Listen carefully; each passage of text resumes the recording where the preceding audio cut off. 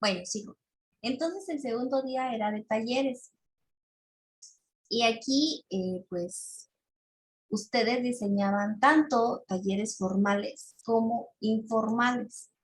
Y la verdad, pues, era una experiencia súper enriquecedora, tanto para los alumnos que impartían el taller, que eran mis alumnos, les digo, como para los alumnos pequeños, se podría decir, los de primer semestre, porque estos talleres los aprenden a hacer en cuarto semestre. Entonces, era pues una experiencia, de mi parte, tal vez otros maestros en otro semestre también nos enseñaran. Entonces, era pues una experiencia súper enriquecedora. Les digo que es cómodo agarrar a los maestros de las escuelas, porque muchos de mis alumnos, para buscar sus ponentes, en el caso cuando hacían conferencias o foros o paneles o mesas redondas en el auditorio, porque también dentro de otra materia se hace eso, elegían a puros ponentes de la escuela. No era muy fácil agarrar al maestro Scoal o así, X maestro. ¿Ya les ha dado clases al maestro Scoal? Sí, Sí, profe, nos da No, taller de investigación. Scoal, el doctor Scoal. Otros maestros. ¿No? Muy fácil agarrar del área de psicología. De hecho, una de las últimas ponencias que a mí me gustó muchísimo fue la de inteligencia emocional. Si se dan cuenta, ese es un tema actual, ¿sí? No tenemos inteligencia emocional, debemos de aprender a gestionar nuestras emociones. De hecho, dentro de un plan curricular del área educativa deberían de incluir este tipo de materias, ¿no? De gestión emocional, inteligencia emocional, porque hay veces que no estamos educados en nuestras emociones y con cualquier cosa que pase en nuestra vida, ya nos desmoronamos y se viene todo abajo. Entonces, estuvo padrísima esa ponencia, fue un panel, pero les digo que eligen a puro ponente de la escuela, porque también está esta parte de que tal vez si conocen a un psicólogo muy bueno, porque es su trabajo de ustedes, andar buscando sus ponentes. Pero, ay, pues tal vez vive muy lejos, esa hora está trabajando, entonces hay que acomodar los tiempos y todo. Entonces, les digo, es enriquecedor cuando aprendemos de otros invitados, sean externos, sean nuestros grandes, jóvenes, pues de todo, pero es importante hacer este tipo de propuestas y pues, ¿qué más que en ese tiempo, siglo XIX, ya Carrillo, pues tuvo este tipo de ideas, ¿no? Que permiten ver la visión que tenía, ¿no? No nada más una visión enfrascada que nada más lo que está permitido. No, no, no, sino invitar a más, ¿no? Bueno, vámonos con la otra pregunta. ¿Quién quiere participar?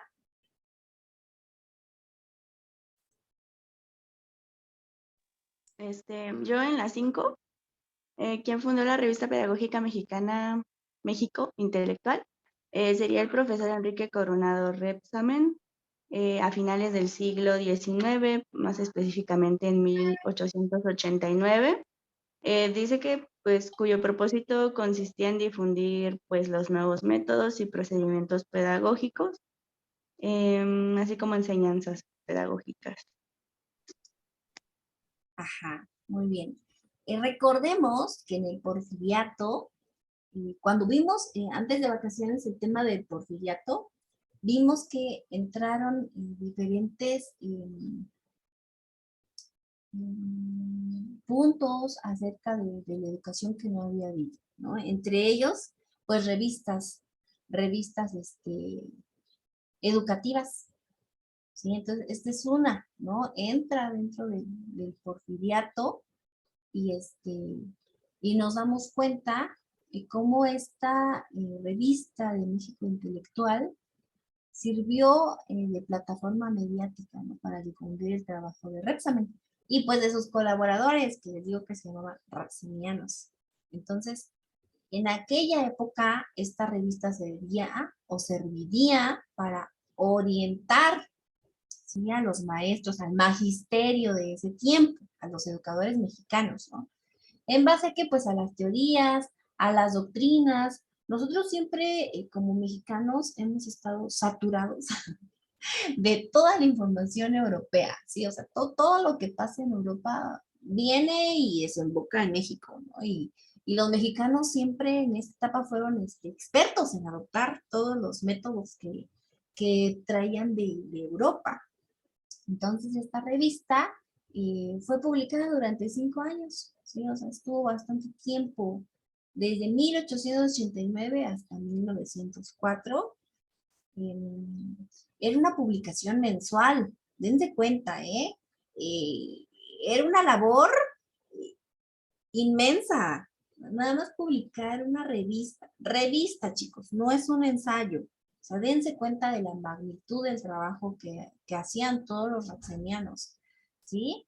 Eran de más de 50 páginas cada uno, ¿no? Si se les pide un ensayo y con 2 cuartillas ya están martirizándose, imagínense 56 páginas, ¿no? Entonces, realmente era ponerse a redactar, a escribir, a buscar, y en ese tiempo pues no había tantos medios de comunicación como ahora, que es más fácil, ¿no? Y tienes contactos y conocidos y después estar mandando mensajes, ¿no?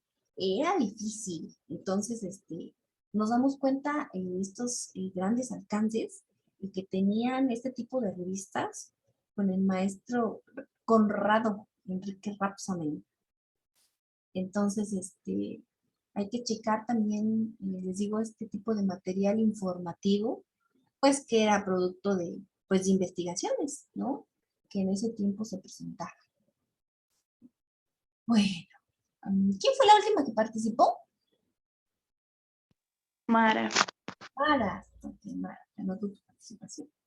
Entonces, ahora sí, chicos, quiero escucharlos así con participaciones, para cerrar este tema.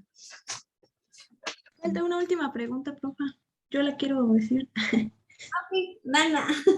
Bueno, a ver, dime la última pregunta. La última pregunta es, ¿cómo operaban las escuelas normales? Bueno, decía que operaban en diferentes ciudades de la República, capitales de sus respectivos estados, y que al menos 10 escuelas de esa clase que trataban de resolver de manera local lo que era la necesidad de maestros para sus escuelas primarias, y las cuales contaban con 2 anexos, una escuela primaria y una sección de párvulos. Y el plan de estudios comprendía primero de 4 años, en las que se repartían las asignaturas prescritas, pero después se aumentó a 5 años de escolaridad, donde se repartían consigo también clases de pedagogía. Y el plan del ministro Baranda respecto a la formación de maestros incluía lo que era el establecimiento de una escuela normal de profesoras, porque decía que solo había de profesores, pues de varones primero, donde se expidió el decreto que dispuso la transformación de la escuela secundaria de niñas en escuela normal de profesoras de instrucción primaria, y esta escuela normal de profesoras tenía el mismo plan de estudios que la de los profesores de 5 años, y tenía una especial referencia a la educación parvularia propia del jardín de niños según la doctrina de Pruebel, y el desarrollo de las escuelas normales en el Distrito Federal propició que se abriera este tipo de escuelas en varios estados de la República siguiendo este mismo modelo. Muy bien, Dana, pero te adelantaste. Mira, primero estamos viendo el tema de consolidación de la educación primaria. Vimos las primeras preguntas y pues la primera fue biografía de Carlos Carrillo.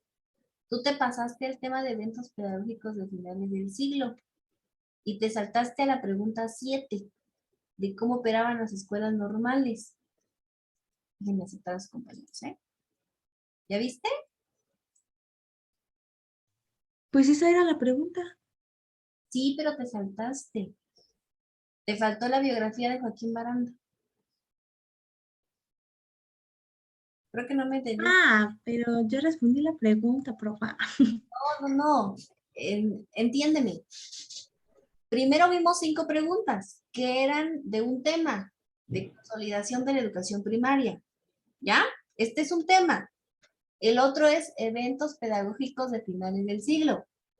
Este es otro tema. Y ahí entran lo de las escuelas normales. ¿Ya?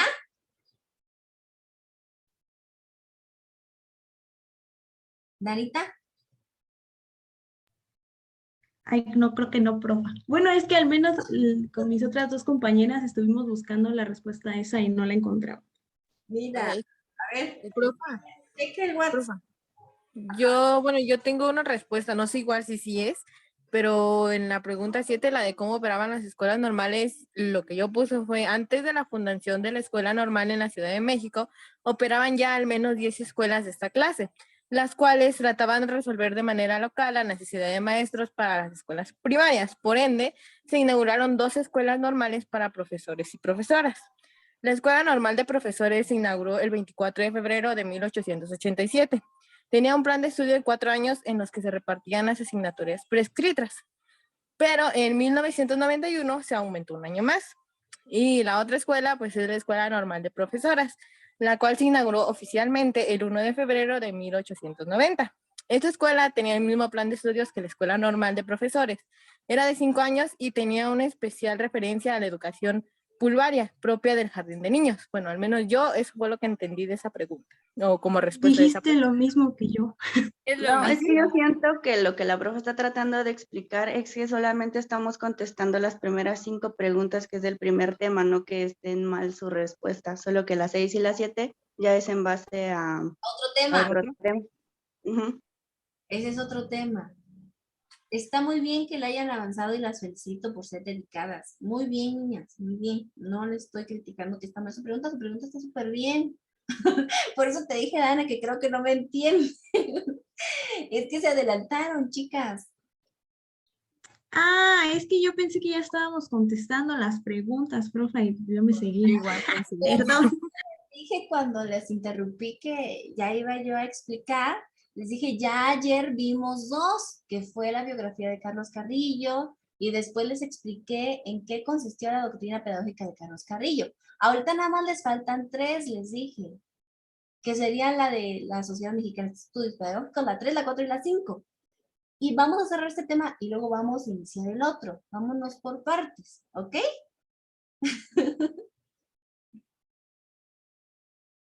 Ya ahora Ok, sí, profa, ya entendí.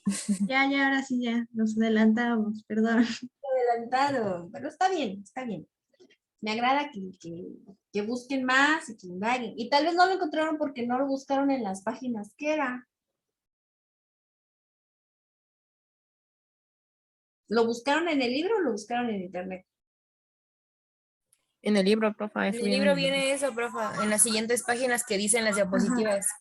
Porque aquí viene, se lo subí de la página, ya la de las escuelas normales, viene en la página 264 a la 274.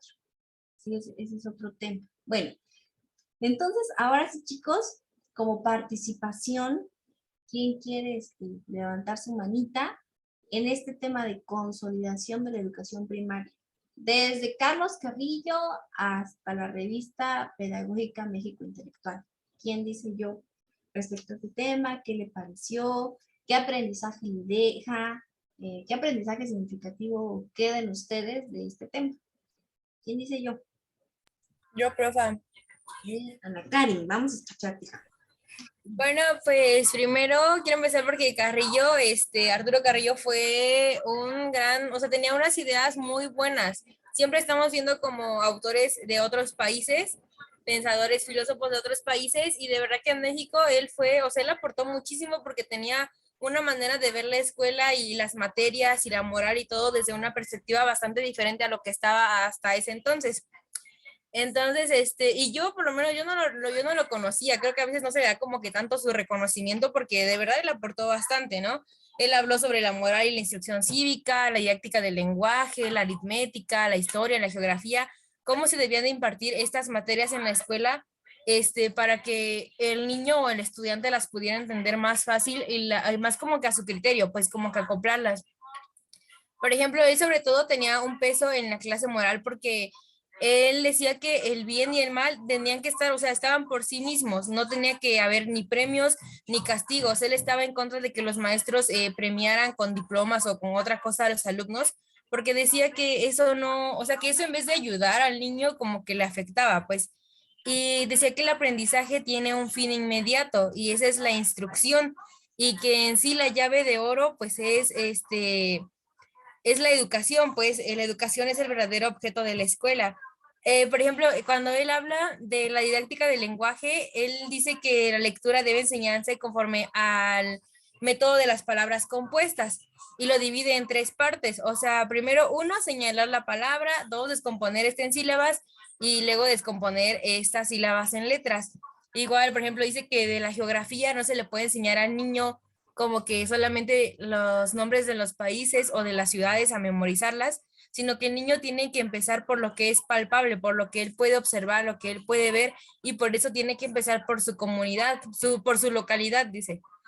Igual que la historia, pues como que no debería ser aburrida y solamente repetir sucesos y hechos así que ya pasaron, sino tienen que ser de intereses y no deben dejarse aislados pues a la vida diaria, a lo que tiene que ver ahorita en relación con lo que los alumnos están viendo, con lo que están aprendiendo. Y sobre todo, o sea, lo que se me hizo muy interesante fue cuando habla de los exámenes, porque, o sea, él dice que si a un alumno se le va a acreditar por contestar algo que ya sabe, o sea, algo que se vio, no se está calificando su entendimiento, sino su memoria, y que para que se le pueda juzgar realmente el entendimiento y su razón, se le tienen que plantear cosas que aún no conoce, pero que él podría descubrir por sí mismo. Entonces, que los exámenes, en vez de que, o sea, coloca un número más que a su entendimiento y a la razón del estudiante, se le coloca un número a su memoria. Entonces, eso yo dije, ah, no, pues sí, sí tiene razón, ¿no? Y, por ejemplo, decía que mucho hablaba de la moral en las escuelas, porque se querían que formar ciudadanos que en un futuro, pues, iban a ser parte de la sociedad. Y como él dice, ¿no? La sociedad, o sea, los pequeños alumnos en un momento van a ser adultos que van a formar la sociedad y esa sociedad va a dirigir al país. Luego, él siempre, bueno, en el texto dice como que fue una persona siempre muy amable y por eso cuando funda bueno, junto con Ramón Manterola funda la Sociedad Mexicana de Estudios Pedagógicos, él nunca fue, o sea, porque él era muy reconocido ya en ese entonces, pero él nunca fue como que egoísta o nunca dijo, ay, no tengo tiempo o qué flojera ayudarlos. O sea, al contrario, dijo, no, pues está bien y que era muy entusiasta, ¿no? Y yo por eso dijo, no, pues hay que invitar a otros maestros, a estudiantes, hay que hacerlo más grande. Y él era como que una persona muy activa y le gustaba muchísimo leer. O sea, en el texto dice que le gustaba mucho leer, que hasta, pues ya cuando estaba más grande perdió un ojo porque, pues por situación médica, como que le dijeron que ya no leyera tanto, pues, pero era una persona muy estudiosa y le gustó. Y, o sea, le gustaba y pues aún así lo siguió haciendo. Y bueno, hasta ahí nada más voy a hablar porque van a participar más de mis compañeras, creo. Bien, muy bien, Rebeca. Sí, él estuvo todo el tiempo en este ámbito del magisterio, ¿no? Docente, en toda la palabra. Muy bien, ¿alguien más? Yo, profa. La ventana. Pues prácticamente voy a decir lo mismo de Ana Karen, ¿no? Que pues decía que a Carrillo se le consideró mucho como un educador referente a lo que era la clase de la moral, porque él decía que a los alumnos o a los niños se les tenía que conducir o dirigir hacia un camino de virtud, pues, y que esta educación no era pues otra cosa más que como que el perfeccionamiento de las facultades que tenemos como seres humanos y que esta educación es como el verdadero objetivo que tienen que tener las escuelas. Igual que pues decía que su didáctica era una doctrina que establecía al cultivo de los buenos hábitos y de las buenas destrezas de los niños, y aquí entra todo esto pues de la moral, de la instrucción cívica, y que transformar como que todas estas conductas y preceptos morales y cívicos como para ser como buenos ciudadanos, vaya.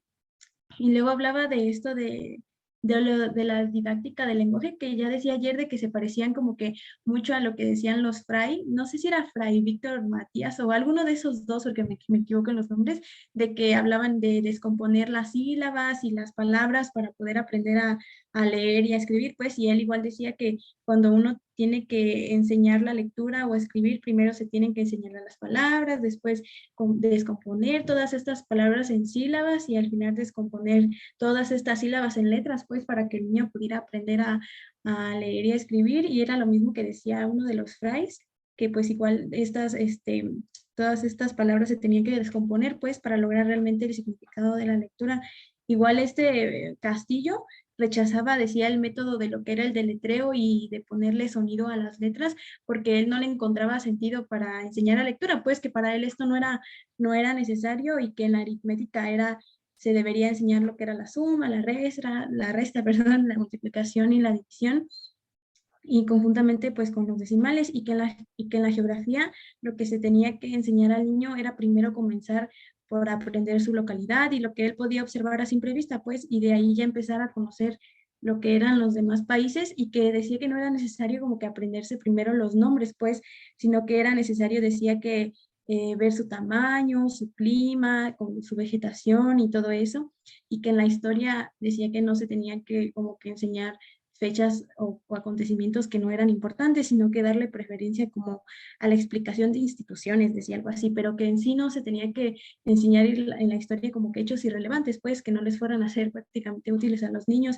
Y también pues que sus principios de su didáctica se centraba mucho en lo que era pues el dibujo, las ciencias naturales y la gimnasia, creo decía también, y ya que al final de lo que decía esto Ana Karen también, de que me llamó mucho la atención de que hablaba sobre de los premios a los alumnos, pues él rechazaba y estaba totalmente en contra en lo que era esta práctica, porque decía que los alumnos solo como que hacían las cosas por interesados, pues porque les dieran estos premios y no tanto porque quisieran aprender, y lo que él quería realmente era una pedagogía de la responsabilidad, decía, de que pues realmente los niños pues se interesaran por aprender y no tanto por recibir algo a cambio como premio.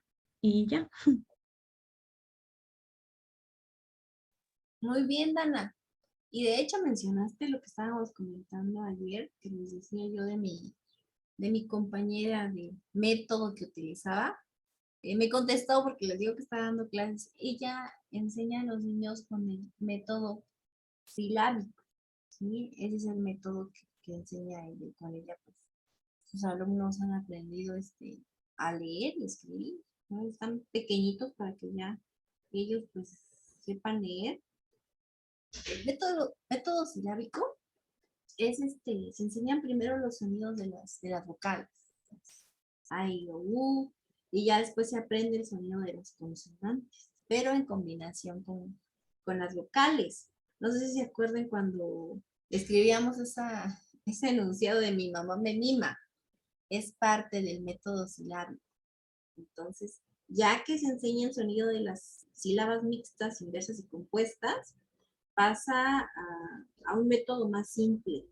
Entonces, aquí nos damos cuenta cómo cambian, ¿no? Los diferentes métodos y de enseñanza también hacen que los niños lean, ¿no? Los diferentes métodos que se han utilizado en México, desde Fray Matías de Córdoba hasta Fray Víctor Flores, desde el método de Rapsamen, el método de Torres Quintero, con su método onomatopéyico, nos damos cuenta cómo van cambiando, ¿no? Y ahorita, pues el método silábico, que no sé quién lo ha inventado, pero nos damos cuenta cómo pues van cambiando, ¿no? Y para que los niños puedan aprender a leer. Son propuestas, ¿no? Uno es sobre otro y así. Bueno, muy bien. ¿Alguien más que quisiera participar referente a este tema de consolidación de la educación primaria? Luis, Yo, profe. a ver, te escuchamos, Luis.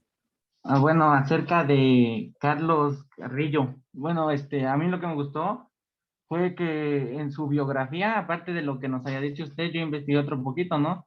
Y bueno, lo que me pareció importante fue que fue un defensor de la igualdad en el trabajo docente de maestras y maestros, y por lo tanto expresaba que los salarios no deberían ser diferentes, e incluso impulsó el crecimiento de las escuelas públicas, que en su época eran pocas y con poco nivel, y asimismo se manifestó en contra de los colegios preparatorios, pues los egresados en profesiones liberales eran numerosos para los requerimientos de la sociedad, y pues al no encontrar trabajo se propiciaba la pobreza y la inmoralidad en la práctica profesional, y asimismo se daba la corrupción, y eso sería lo que quería agregar.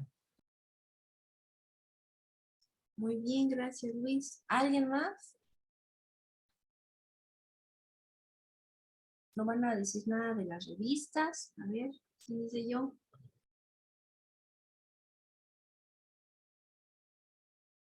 Chicos.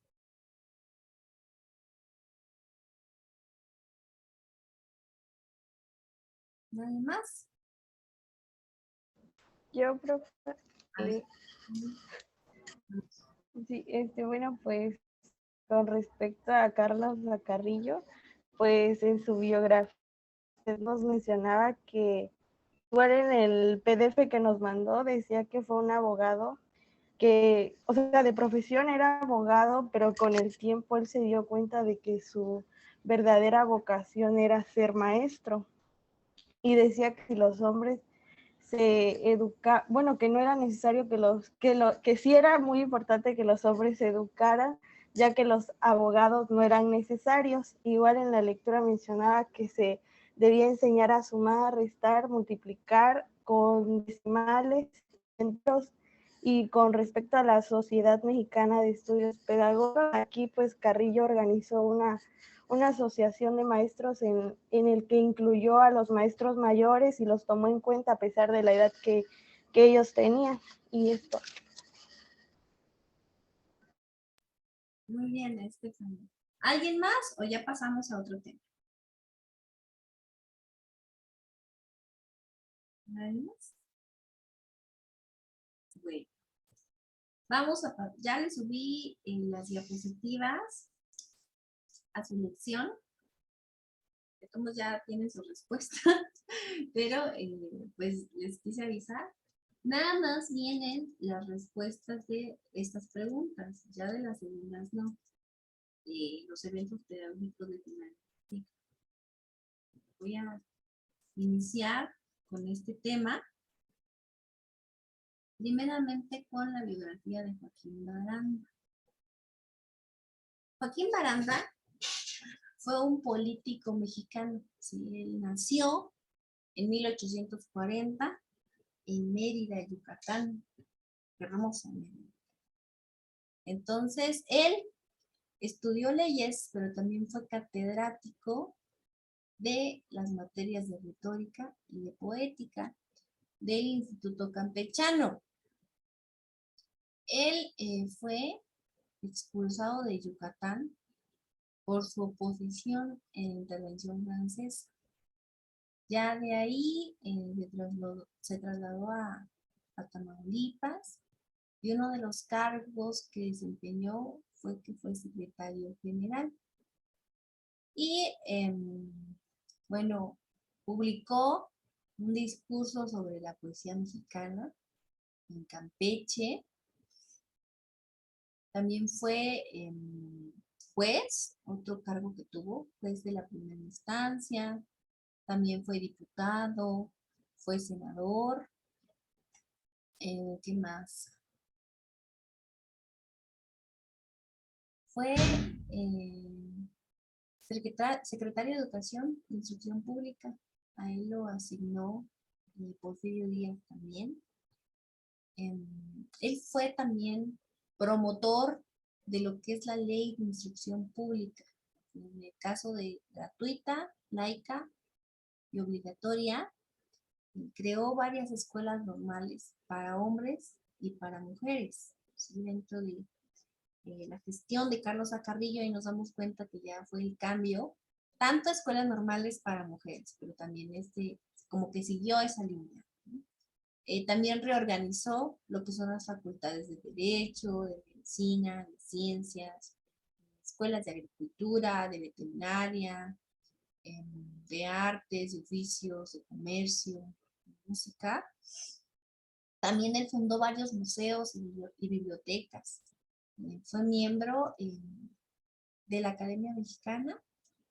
De los cargos, fue también gobernador de Campeche y pues fue secretario de Justicia e Instrucción Pública. Entonces nos podemos dar cuenta del grande currículum que tiene Joaquín Baranda. Ahora, otro tema que ya estuvieron sus compañeras aportando, y a mí me parece muy bueno que hayan adelantado, porque nos dieron como que un inicio a este tema. Varias escuelas normales se crearon en el siglo XIX. ¿Sí? Entre los estados en donde tuvieron más auge, ya menos se nos acaba el tiempo. Fue Guadalajara, fue Oaxaca, fue Zacatecas, fue San Cristóbal de las Casas, fue Chiapas, Yucatán, Colima, fue Veracruz. Pero, de entre todas estas escuelas, y Villalpando Nava José Manuel nos los recalca, está la Escuela Modelo de Orizaba, ¿sí? Que viene mucho en nuestro libro. Entonces, esta escuela se había convertido en el modelo para las otras, ¿sí? Entonces, era el centro de irradiación de la pedagogía mexicana. Entonces, era una propuesta de vanguardia que fue utilizada para la formación del profesorado. Ya ayer les hice mención del curso teórico práctico de pedagogía que en 1885 con Laucher, con Rapsamen, que eran los grandes pedagogos de la época, ¿sí? Entonces, era conforme al plan de la Academia Normal de Orizaba. Entonces, ¿qué incluía este plan? Pues ciencias pedagógicas, incluía psicología, lógica, pedagogía especial, ¿no? Todo el contenido y toda la metodología de enseñanza. Entonces, eran parte de estos principios didácticos y de teoría y de disciplina, ¿no? Entonces, realmente fue un curso muy elaborado para que tuvieran todos los fundamentos los maestros. Un personaje que hay que resaltar dentro de este ámbito de las escuelas normales, que también lo vamos a ver más adelantito, fue Ignacio Manuel Altamirano, ¿sí? Él, aportó para la creación de la Escuela Normal de México, de la capital del país. Entonces, esta escuela normal era destinada exclusivamente para los varones. Eso fue en el año de 1887. Ya en 1889 fue que se fundó la Escuela Normal de Mujeres, ¿no? Ahí nos damos cuenta de este cambio, ¿no? No nada más para mujeres, sino también para hombres. Ya ahorita ya es mixta, ya no hay necesidad de estar dividiendo. Antes el plan de estudios era de 4 años. Entonces, nos podemos dar cuenta también de los cambios. Ahorita surgieron nuevas universidades que por ganar gente también le bajan a su plan de estudios el tiempo. Por ejemplo, apenas escuché de una escuela que creo que en 3 años ya terminaste pedagogía. Entonces tú dices, o sea, tan poquito tiempo y ya eres pedagogo. Entonces, nos damos cuenta, ¿no? Cómo los tiempos cambian, ¿no? En ese tiempo pues eran 4 años. Ahora, ¿cuáles eran sus asignaturas o qué materias veían? Pues matemáticas, física, química, geografía, historia, lógica, moral, gramática, escritura, gimnasia, canto, ejercicios militares, organización, disciplina escolar, y todo también en el método de enseñanza de Federico Frobe. Entre los idiomas también les enseñaban francés, les enseñaban inglés. Entonces nos podemos dar cuenta de su plan de estudios muy completo. Y pues vemos el impacto que tuvo en estas últimas décadas del siglo XIX el normalismo mexicano, ¿no? Y pues el fin era institucionalizar lo que era la formación del profesorado de la escuela primaria, ¿no? Ahora, esta estrategia de las escuelas normales, ¿para qué era? Pues era para homogenizar la formación docente, ¿sí? Tener lo mismo todos, eso es homogenizar, para que no fuera diferente, para unificar, para contribuir a lo que era la unidad nacional, ¿sí? Y centralizar lo que era la instrucción pública. Ya en el siglo XX se ven nacer y crecer las diferentes escuelas normales en la capital y también en las diferentes entidades del país, en todos los estados, desde primaria, luego preescolar, educación especial, educación física. Ya vimos en temas pasados igual cómo fue el auge y desarrollo de la educación especial, ¿no? Por diferentes personajes que recalcamos, que hicieron un mapa mental ahí muy bonito. Ahí vemos cómo fueron los inicios de la educación especial, de los niños desamparados, de los sordomudos, entonces de los ciegos. Ahí vemos, ¿no? Cómo también se les prestó atención. Eso fue en el siglo XIX, ya esto ya avanzando en el siglo XX, que claro, se retoman las escuelas, tal vez cambian de nombre, pero todo es en beneficio de la educación. Entonces, fue así como el Instituto Federal de Capacitación de Magisterio se había convertido ya en este tiempo en lo que es la Dirección General de Capacitación y pues el mejoramiento para el profesional del magisterio, ¿no? Todo fue con el fin de tener una mejor formación magisterial, ¿sí?, para el profesorado y pues para que los niños estuvieran mejor informados, ¿no?, preparados en este ámbito educativo. Entonces, chicos, yo creo que nos quedamos hasta acá, antes que se nos acabe el tiempo, ya nos quedan 3 minutos. A ver, déjenme ver. Ya les subí la tarea a la plataforma. Entonces, para que ustedes chequen y le avancen y podamos comentar, lean por favor las copias, miren. Aquí en el tema de eventos pedagógicos de finales del siglo, pues viene la biografía de Joaquín Baranda. Busquen en el libro cómo operaban las escuelas normales, ya y les dieron una pequeña introducción sus compañeras, yo también.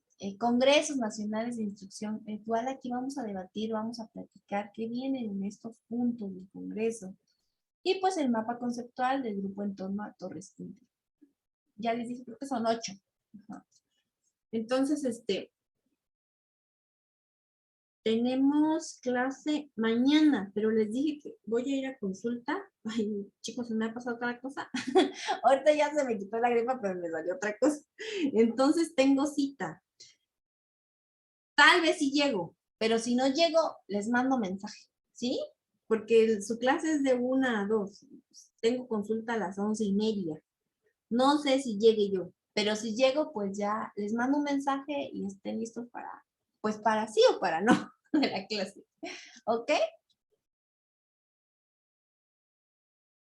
Sí, profe. Sí, maestra. Ya les mando mensajes y sí logro llegar. Ya ven que luego te citan a 1 hora y pues pasas a la hora. Porque hay mucha gente o así. Entonces, pues primero es que pase yo luego y ya regreso y ya les doy clase. Si no, pues nos vemos la próxima semana.